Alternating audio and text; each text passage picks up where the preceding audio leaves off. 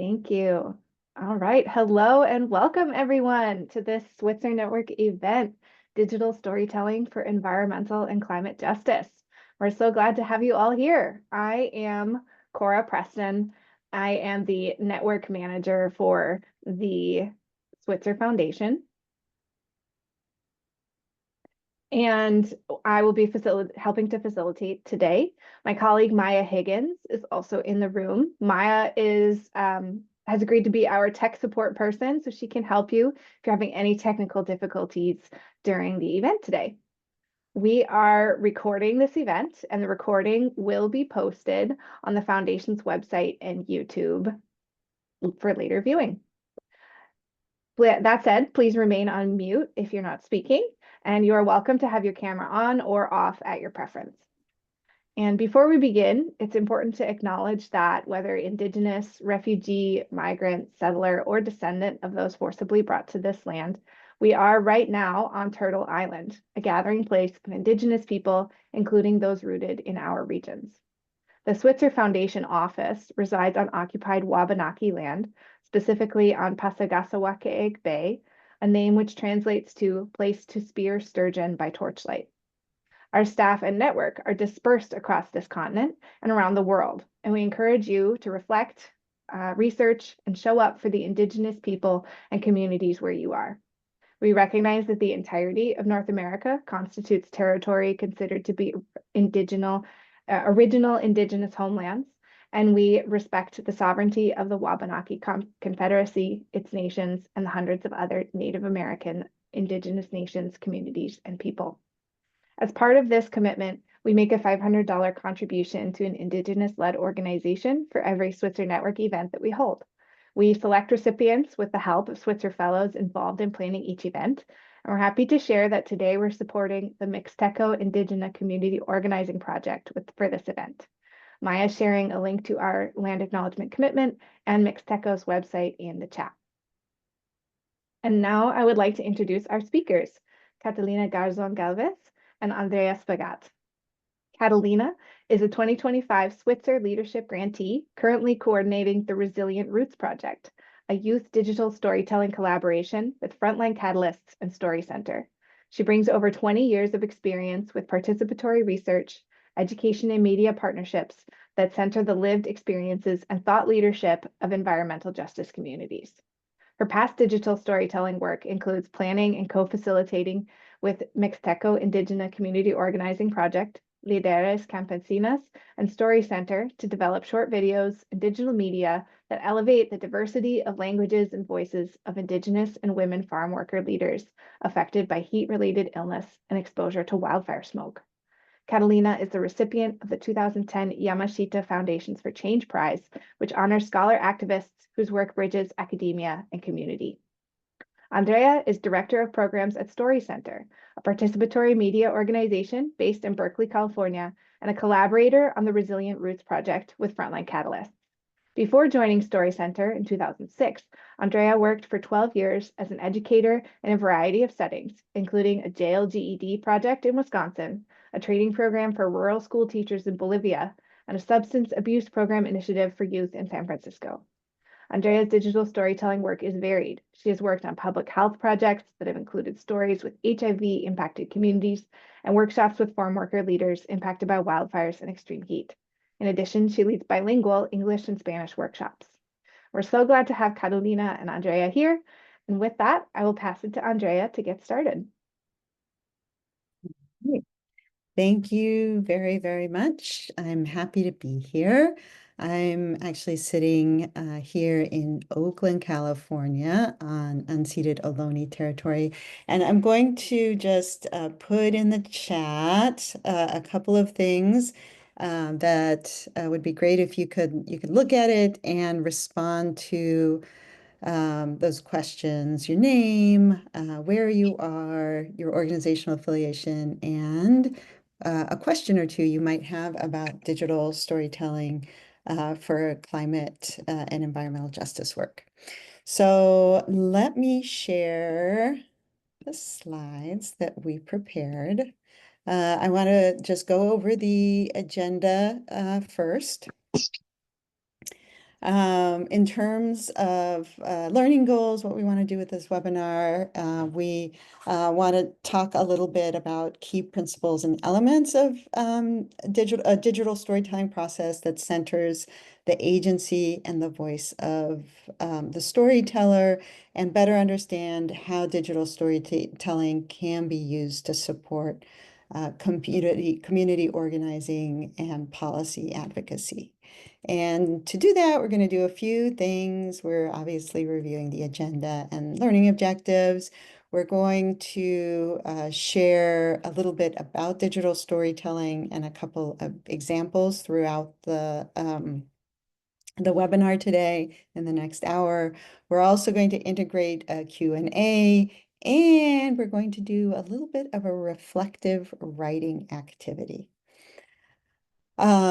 Feel free also to chat in questions as we go so that we can refer back to them in the Q&A. We're kind of limited in time, so we might be limited in the number of questions we can respond to, but we're going to try our best. And also, both Catalina and I will be presenting, so as one presents, the other one might be able to respond to some of the questions also in the chat. So first, a little bit of a self-reflection activity. We are going to use Mentimeter, and this is going to be a little bit of an interesting kind of exercise because it's the first time I'm doing it, but we are going to go ahead and see how this works. So first of all, the question we want to put to you is that when you think of personal stories in your life, who in your life comes to mind? And to make this relevant to kind of the group, if you could say kind of how they are related to you. So your mom or your grandmother or your father, auntie, mentor, exactly. So please, think, reflect, and identify one person that you want to share. And then we're going to go to to menti.com. You can type in menti.com and use this participation code. We're going to put this stuff also in the chat. And I'm also going to move over to menti.com. Let me make sure I can put this in the chat.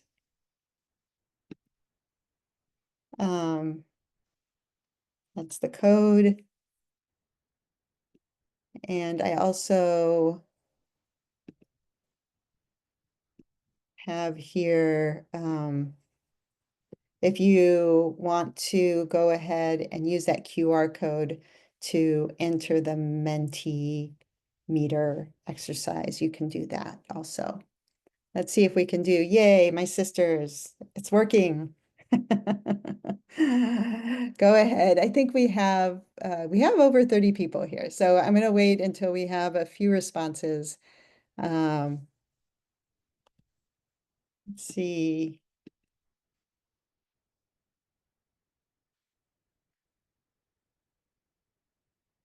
View the responses. Actually, we're going to go back to that pretty word cloud.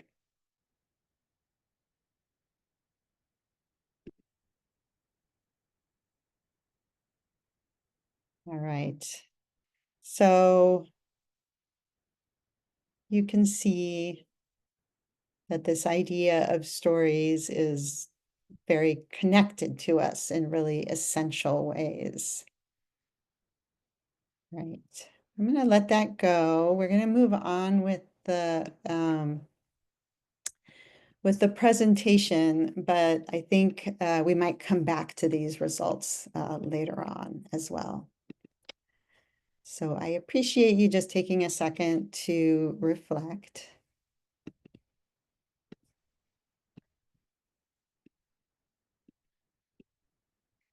And I'm going to talk a little bit about what is digital storytelling. I'm just going to bring up, I think it's my 4 points here. First of all, it's a participatory media production process, and at StoryCenter, we really kind of emphasize this idea of participatory media because I think oftentimes when we're connecting with people and organizations that are interested in digital storytelling, there's like an emphasis on the product, on the video. And it is a video making process. However, it is really about the process and this participatory media approach to creating videos. And it centers the storyteller agency. Storytellers identify the story they're going to tell, create it, they produce first-person narratives, and most of the time, digital storytelling workshops result in the creation of 3 to 4 minute videos. And obviously, we'll talk a little bit more about the process, but there's a lot of support that happens at different levels of the process. Like I said, process and product are very, very important. Really, the kind of quality of the product very much depends on implementing a really well thought out and facilitated process. Some of the outcomes that you can kind of think of the outcomes in a couple of different buckets. One is, how the storyteller themselves is impacted by the process and kind of the group of storytellers that participate in the workshop, which is strengthen connections. It's a moment for the storyteller to reflect and where personal learning and that the kind that comes out of reflection happens. And also it's a leadership development activity in as much as really understanding more about how you're connected to your experiences informs how you can talk about those experiences in the wider community. And that's the kind of narrative building process informs actually kind of even the language that you use when you're sharing about those experiences. And then of course there's like the outcomes that have to do with the videos that are produced in a digital storytelling project. And those videos can be part of training exercises, it can be part of educational plans, they can be part of policy advocacy, it can be part of also community organizing, there can be part of research and evaluation efforts. We work a lot with universities. So there are a lot of different ways in which videos can be integrated into people's work. Steps in creating a digital story. This is kind of basically an agenda with a few graphics attached. But the process is to, first of all, find the story or, identify the story. Second, it's to write a script for the story. And those two pieces often, one of the big features inside of our workshop methodology is a story circle. So those two things, finding the story and shaping the story, often revolve around that story circle experience. Then you move into the production process parts of the workshop where you're making an audio recording of the story. You bring images and video clips together to form part of the story. You learn how to use the video editing platform that we use to put together a video, edit the video, and then at the very end, there's a celebration of all the work that has occurred.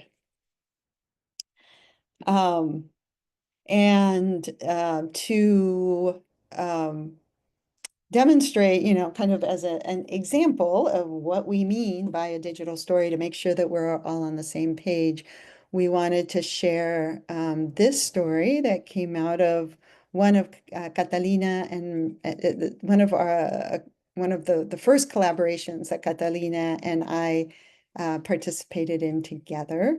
It's called Town Business. It was part of an environmental justice, climate justice project connected to air quality.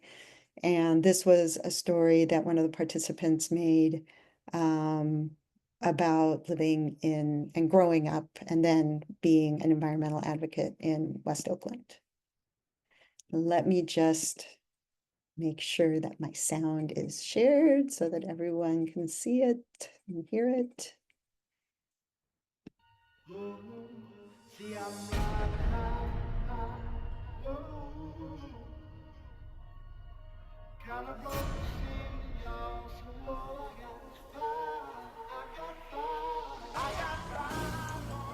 Growing up, I was distracted by violence, by crime, poor health care, a poor diet. I was distracted by being poor and trying to survive being black. But I survived. I made it to college. In college, I studied all the distractions and inequities that had shaped me. I was involved on campus, doing internships, publishing research, and was the first student representative on the Police Accountability Board. College was the first time I had comprehensive health care. That's when I discovered I had asthma, something I was informally aware of from playing sports. After graduating, I worked in the juvenile justice field and was accepted into law school. I wanted to work programmatically with youth to circumvent the school-to-prison pipeline. Then I went to an Earth Day event and saw a short lady speak about air quality. She talked about how the freeways and freight movement not only decrease lung function and brain development, but can be the cause of it. About how the air pollution could cause cancer. I grew up in apartments facing the freeway my entire life. As a matter of fact, living near a freeway was considered capital. The longer I listened, the more I learned and reflected. Her story really resonated with me. We talked for some time after she spoke, and she became my mentor. She took me to an event to feed the homeless, and she said, "These are your people. Now tell them why air quality is important." People don't give a shit, I thought. They're just trying to survive. How can you be worried about the air when you have to eat, have a roof over your head, and survive your own everyday struggles? But as I thought about how to discuss this with them, I realized air pollution was the same old story. Black lives not matter.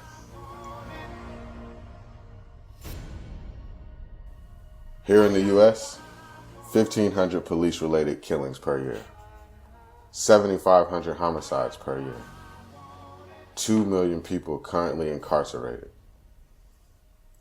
Now add in the 7 million air pollution-related deaths in a year. Today, I lead a process where it's my job to elevate the seriousness of air pollution. Our primary concern is the poor air quality that leads to health inequities in cities like Oakland. West Oakland is the first community in the nation to take ownership over how they deal with air pollution via policy. Taking steps to address one more reason that, as a black man in America, I can't breathe.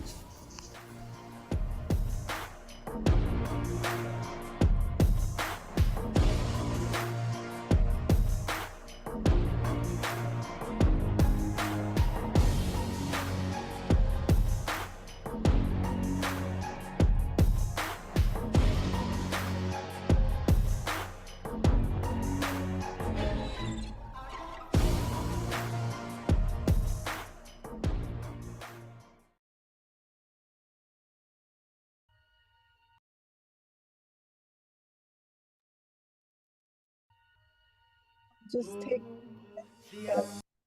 for you to just sit with that. I know listening to Jay's story always brings tears to my eyes personally. And maybe just reflect on what came up for you, what really resonated with you, or what you found powerful about a story. And if you'd like to share your reflections in the chat, we'll just take a moment for you to do that as well. And then after that, we'll see if anyone wants to just briefly share what impact watching Jay's story had on them.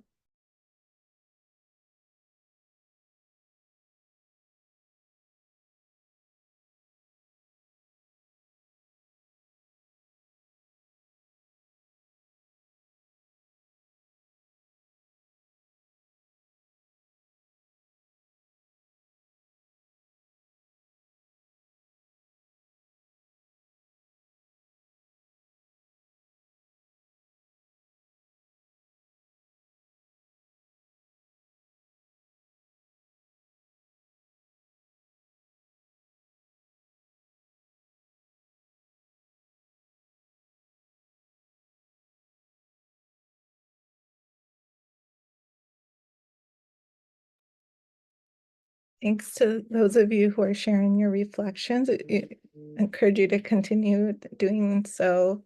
And was wondering if anyone wanted to share their reflections or reactions to the story. And if you do, please unmute yourself and share.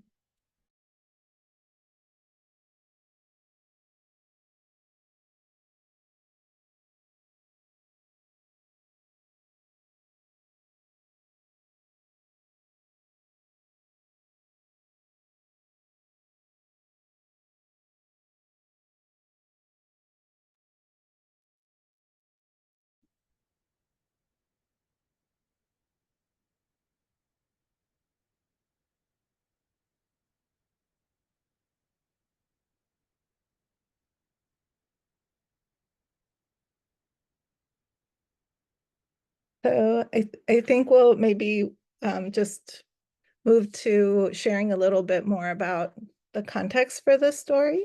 But if anyone does feel compelled to share your reflection, please raise your hand.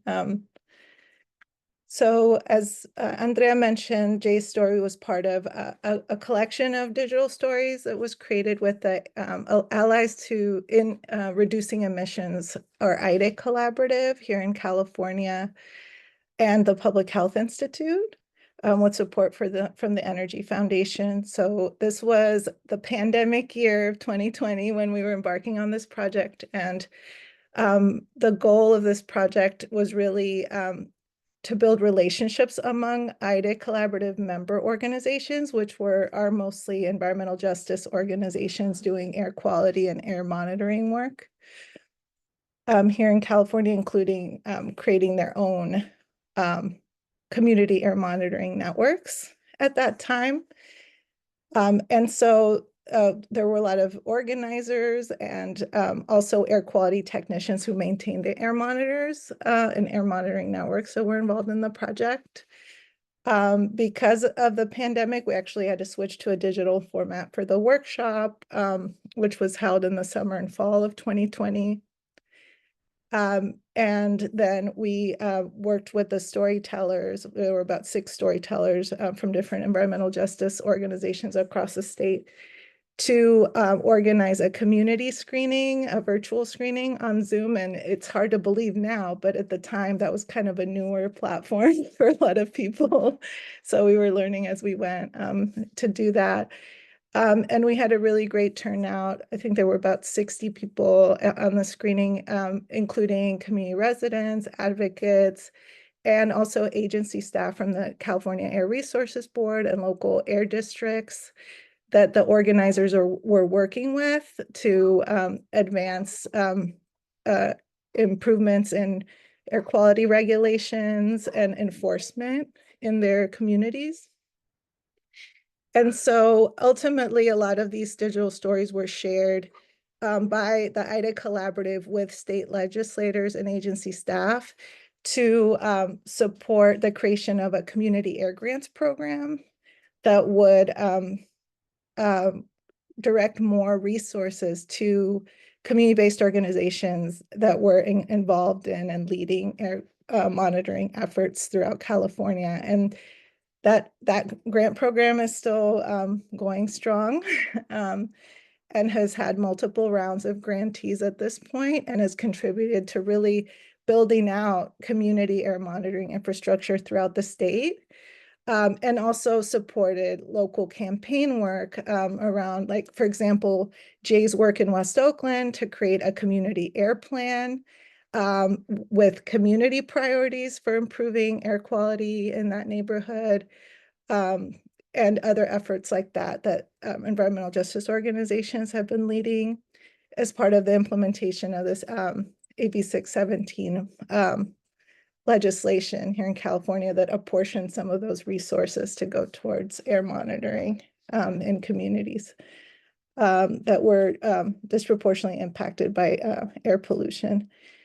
So that's in a nutshell how the stories were used. But you know, as Jay's story can attest, like the power of the stories goes beyond just who they were shared with, and the policy impacts that had.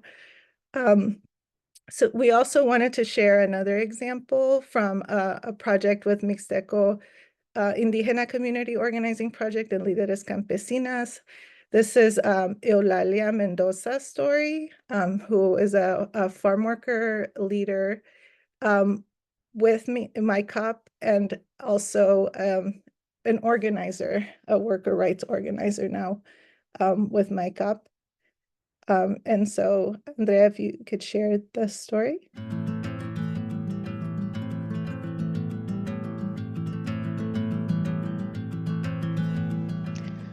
Aquí Eulalia Natividad Mendoza, ya está con una cuya que se ha hecho en campo. Sin indique inticuina aquí fruta, verdura, anticuina aquí ya, anticuina aquí visishao. Nana ida tisa tiempo kahina na kojo ashinichi na wani va aichun wani difícil cada shikaisa inya. Kibisa inya me kan shikito ida tina ka kibisa aji basa. Kocha escuela chi konya shumuda kwanje wa kindinda wande ko shika eskwai. Ta kunika inhia jibina kwa wande da nomina jida con nunca conte waichi. Fuerte soy, tisa tiempo soy fuerte. Último chun shikumi ki na sacho invernadero na ni na vidrio que anda iña. Ti que indica komishiko grado da nda shang chava. Sino con onishiko shang, sino con aquí grado kani sindika ini invernadero. Da shika sacho weda koni shai cuenta nya koyo ba ni kuni kani ji. Ta kunuida koni sasudaba. Chikada kisha ibishini kisha ndi ichiji ida kisha konintishen. Ikainya anja koyo ba ini bai, jina ini wada. Kishika isa chun isa ki cosa soportaba kunina na kisa wa kaisa basu. Konisa ikaso sa segi isa chun bai. Ji indi ichi wada ko ba chachin kana.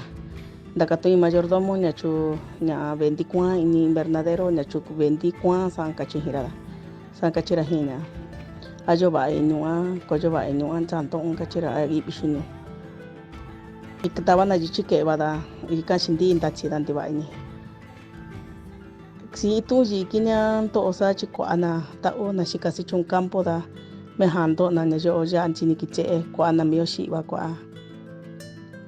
So ko sa ocaso chi tina sacho da cha inamio chi cha inata pieza va a contrato libre da ko tina chico gana da kana kio da vitnyo sacho ji wa shikai chi chinjei se wa ya ta chun shono nana chico kibia sacho so kaina derecho y kaina kaisha comunidad y kaisha na ta ona shikasi chun campo tawana unjana mina chi si tu ji ndo ayo ko ana ndo ada sabanta na shikana si chung na kibini kana iji wana kana ako ka anu wana chi naka oda tashi wana mio a ikwa wana chung no kana saba so kando chi chung danji sa tiempo ba ko chung nunca inji chung su vida oda itu wa kibido 12 onja tina mio be entona nando onja tina mio ti na sa chojo kwa chung kasha na yo chinjena shasha no wana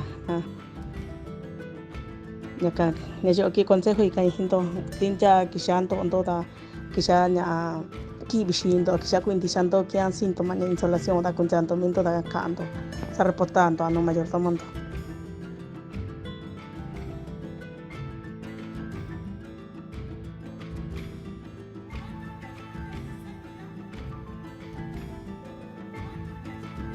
Profundo agradecimiento a los participantes del taller y su contribución a nuestra comprensión de los efectos de cambios climáticos sobre la salud en California. Gracias por la cooperación de las siguientes organizaciones y programas: Líderes Campesinas, Proyecto Indígena Mixteca, Alianza de Residencia Comunitaria, Causa.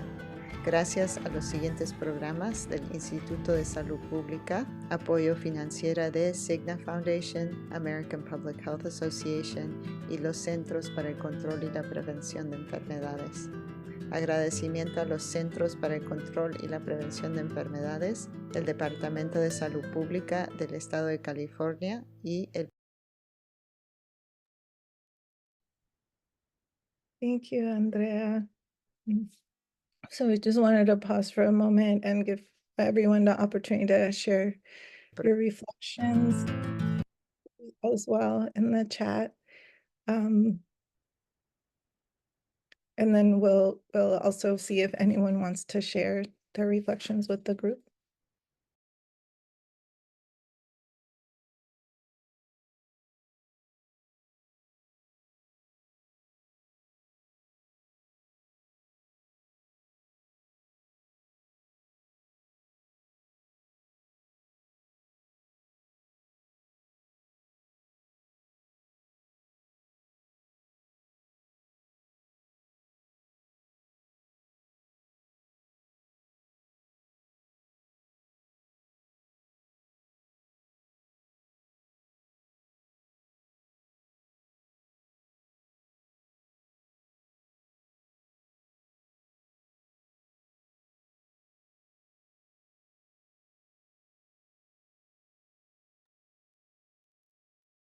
Would anyone like to share? And if you do, please unmute yourself and to share your reflection on Eulalia's story.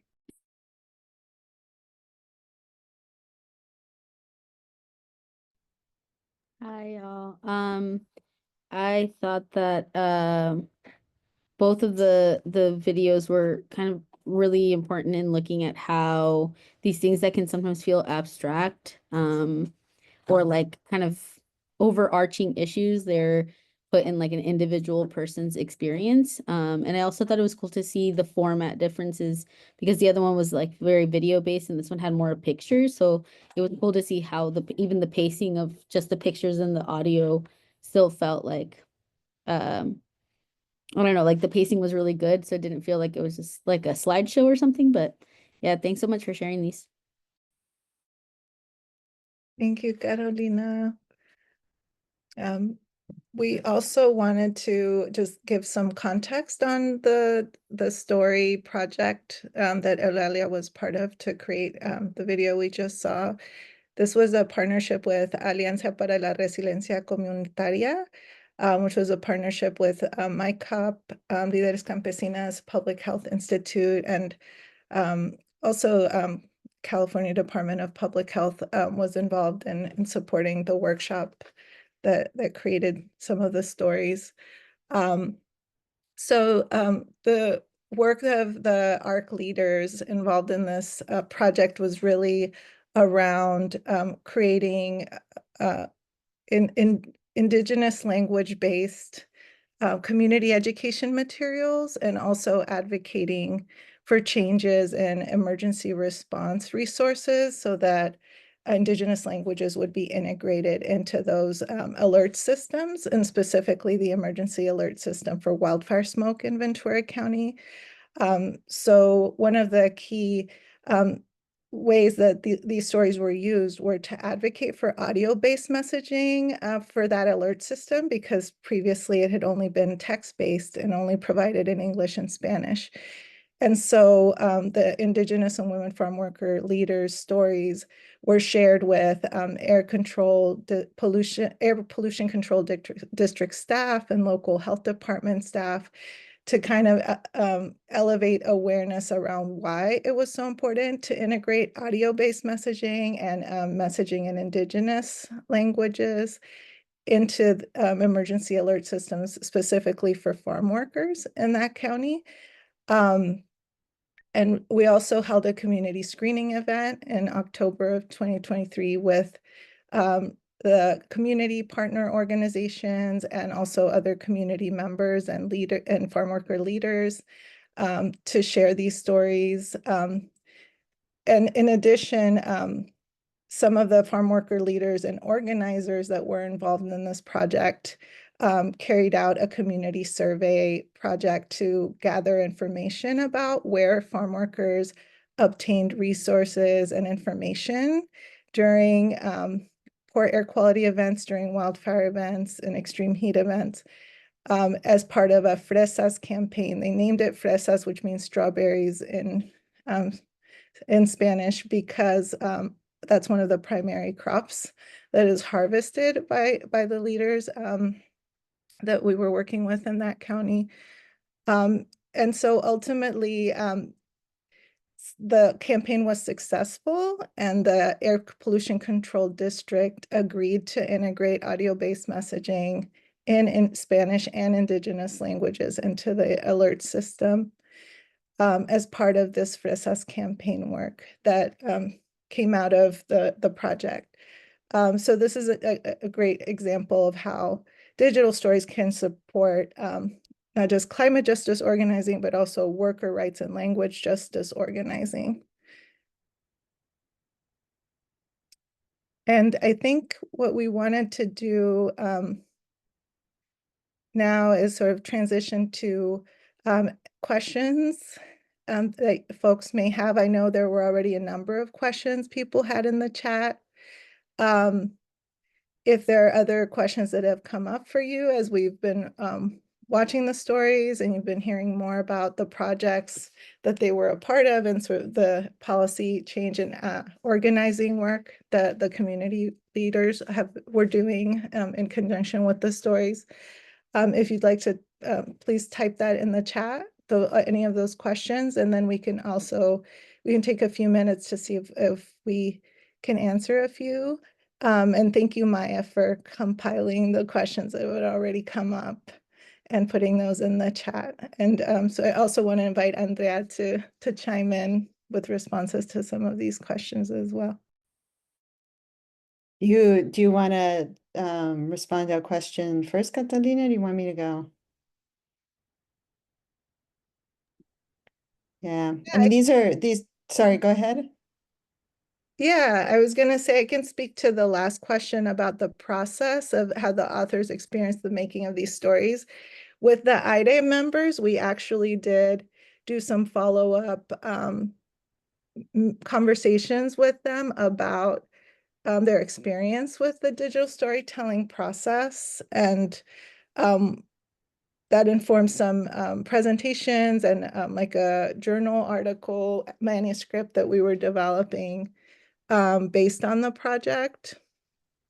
And so I think that what impacted me about their responses and what they shared was that sort of the personal transformation journeys of the leaders in that particular project, which Jay's story is a great example of. I mean, many of the storytellers integrated sort of when they came to this moment of critical consciousness or like awakening, a personal awakening, and connecting their lived experiences in those communities with the motivation and purpose for doing environmental justice work. And it was these really powerful kind of moments in their lives and in their trajectories as organizers that they tended to focus on in their stories.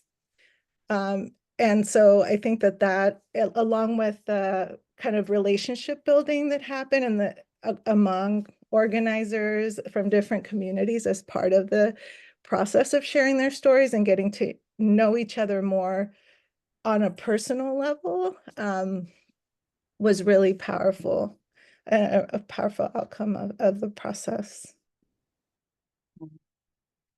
Yeah, I know there's some great questions here. I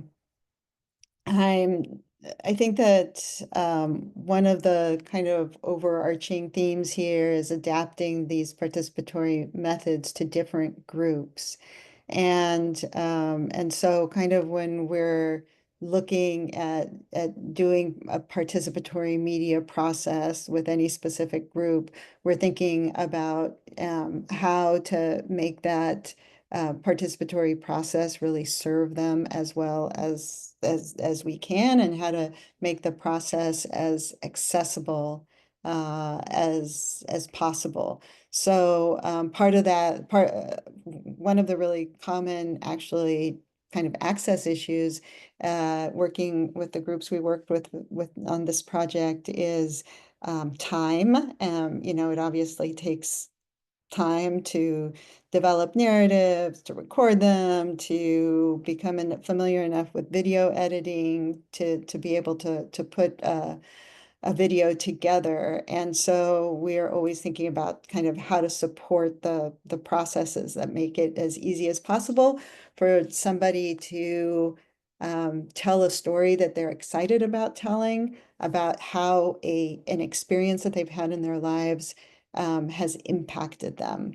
And so for these processes, for instance, for the story, both the story that Eulalia and Jay made, we really kind of focused on the story circle, and then supported the script development like pretty closely.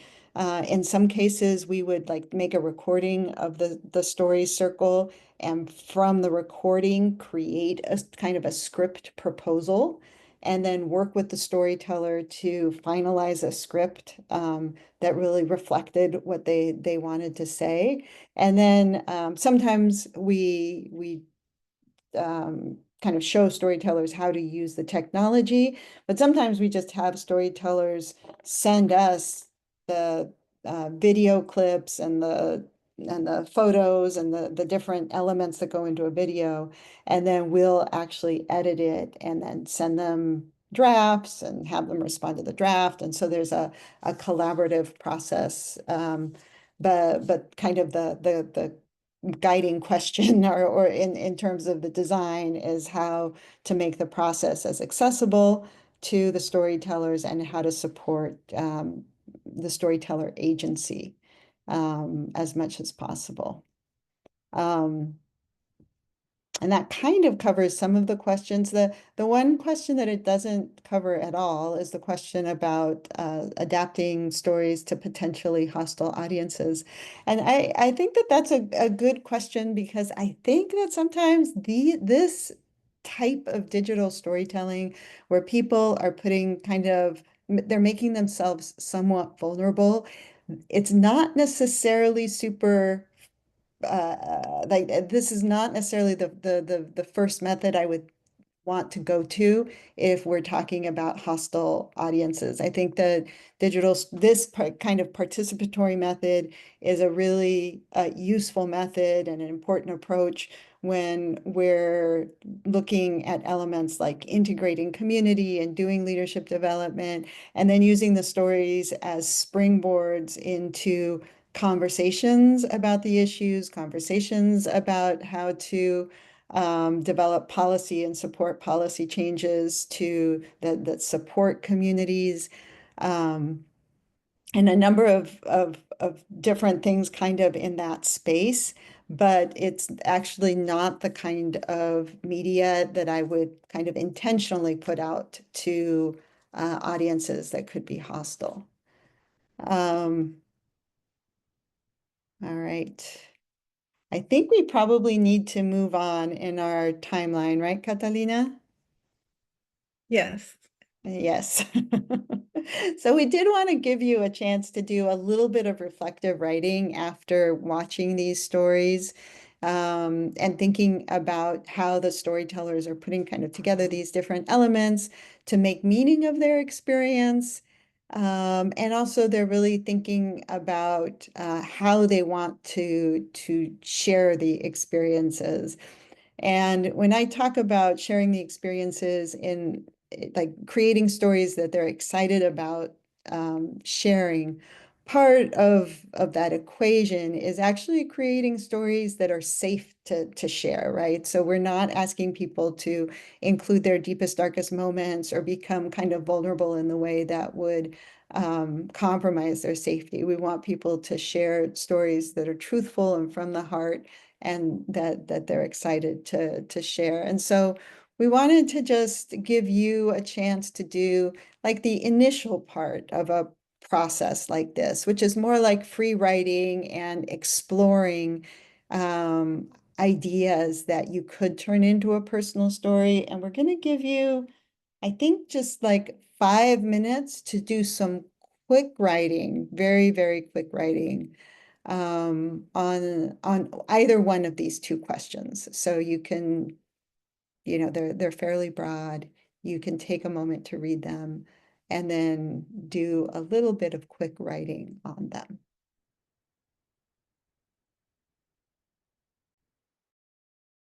And feel free to ask questions in the chat.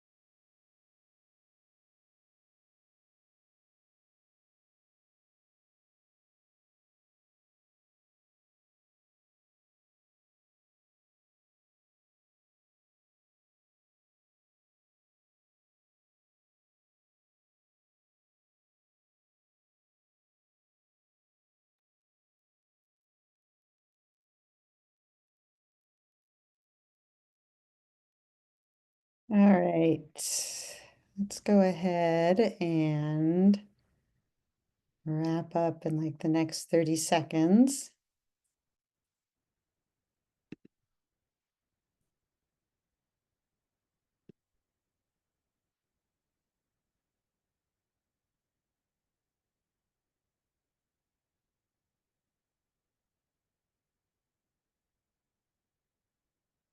And when you're done, we're going to do another little Mentimeter activity. I'm putting the information in the chat, the participation link and the code.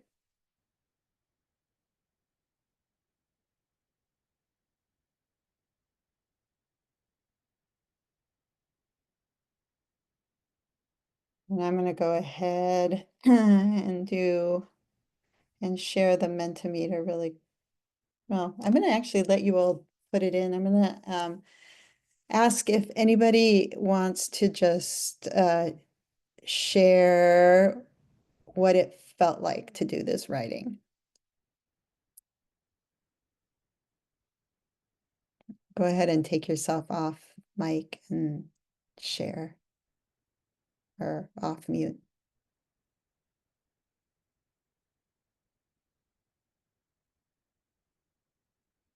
I'll share. Hello everyone, my name is Alejandra. And I really enjoyed it because it brought me back to fond memories, and it activated my senses, which I really appreciate.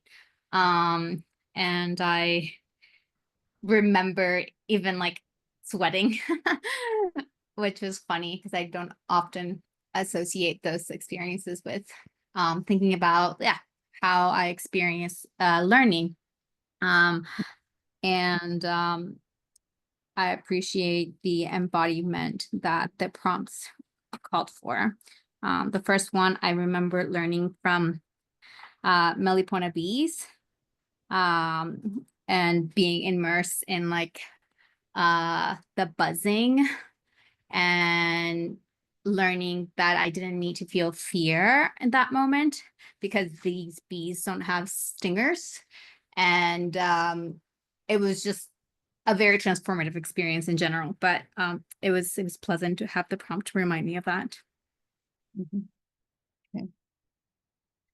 Yeah, absolutely. And that is the idea of these kinds of exercises. Oh, Maya, I love that little bee. And is to support communities, and we always do our work in workshops, not individually, and bringing people together to reflect on how they've been impacted, usually by specific issues, but also bring people together in a transformational moment. It's kind of the idea of respecting the knowledge that's generated in that room, and respecting the humanity of the people that are contributing to knowledge, to policy campaigns, to research, to whatever it is, but holding that space in a way that honors those voices. I'm gonna go and share the Mentimeter, and we will see. This is a whole new experience for me. Let's see what's going on there. Very cool. I have a feeling that there is probably a way of going full screen on this that I'm not completely aware of. But there you are, grateful, reflective, heartwarming, liberating. I like liberating.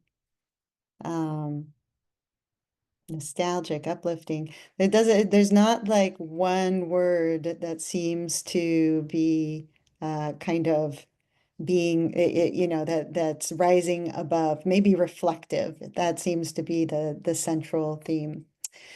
So thank you very much for sharing both via the Mentimeter and via the mic. And we're just going to finish up here with a few acknowledgements.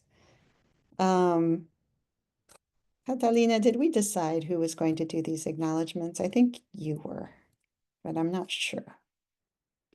Yeah, thanks, Andrea. So we just really wanted to acknowledge our community and project partners, and including the IDIC Collaborative and the West Oakland Environmental Indicators Project, as well as the Achieving Resilient Communities, or Alianza de Resiliencia Comunitaria project with my COP Líderes Campesinos and the Public Health Institute.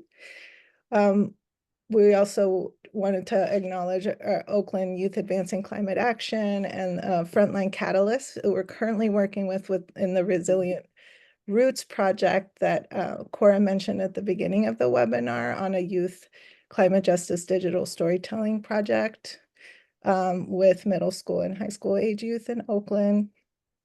And then our generous funders that have supported all of these projects and all of the community-based organizations doing policy advocacy and community organizing work around these issues and environmental justice communities, the Energy Foundation, Cigna Foundation, Switzer Foundation, of course. And thank you so much for joining the webinar, and thank you to Cora, Maya, and the rest of the Switzer staff for supporting us with organizing the webinar and helping us find you all who were interested in joining us and learning more about digital storytelling for environmental and climate justice. We also wanted to share that we are Create, Practice, my organization, and StoryCenter are partnering on developing a participatory research and digital storytelling training that will be offered online through 4 2-hour sessions in September. And so we do have the link to that here in this slide, and we can also share it in the chat for any of you who might be interested in that. And our emails are also in that last slide if you'd like to reach out and get in touch with us. Thank you all so much. I believe these slides can be shared after the workshop with all of you also. Thank you so much, Catalina. Thank you, Andrea. We're so grateful for you for sharing these skills and your experiences and uplifting these voices with us today. And as Catalina said, thank you everyone who joined us. I'll just remind you all that we recorded this and we will send it out in an email to everyone who registered, and we'll be posting it on our website so you can revisit this. And we can include the slides and some follow-up resources in that email as well. There will also be a brief follow-up survey to share your feedback, and you can also share if you're interested in participating in more workshops around storytelling with StoryCenter. So please keep an eye out for that email and share your feedback with us. And thank you again, Catalina and Andrea, and thank you all for being here. Bye, everyone. Everyone, it was great to be here. Thank you so much to Cora and Maya for helping us present this.